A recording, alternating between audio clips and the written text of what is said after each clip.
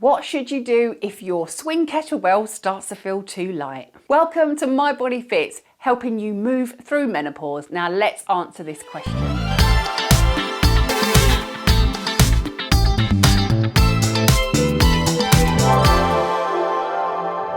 Hi, I'm personal trainer and kettlebell coach Mel Anderson. I'm here for you if you are approaching, going through and beyond menopause with workout solutions that just make more sense at this time of life.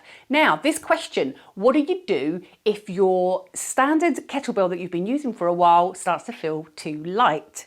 First of all, you've got to ask yourself this question.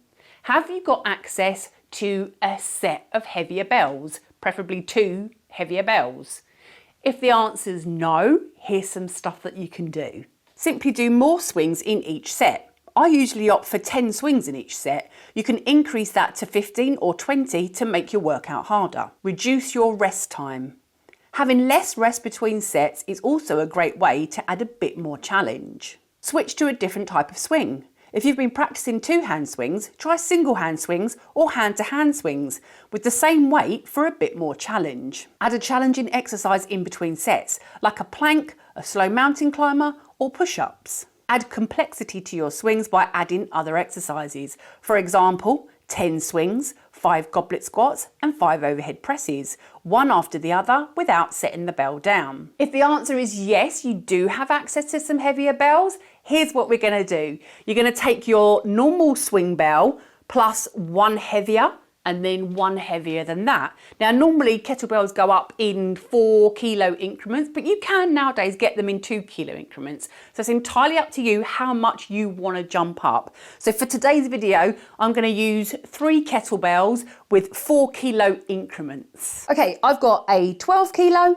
a 16 kilo, and a 20 kilo kettlebell. Here's what we're going to do.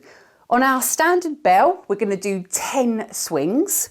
On the medium bell, we're going to do 8 swings. And on the heaviest bell, we're going to do 5 swings. And then immediately, we're going to come back to our normal bell and do another 10 swings. Ready? Let's go.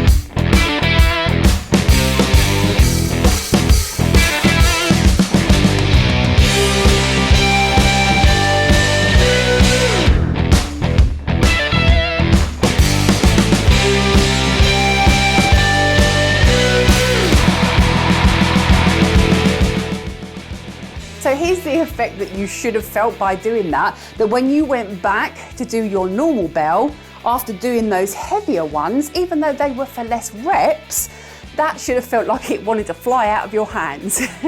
So now you know that you can swing these heavier bells. And whilst we only did this one for 8 reps, if you repeat this workout a couple of times a week, you'll start getting used to that bell more. Now in the beginning, what you can do is you can always have your normal bell and the slightly heavier one at hand when you're doing your workouts.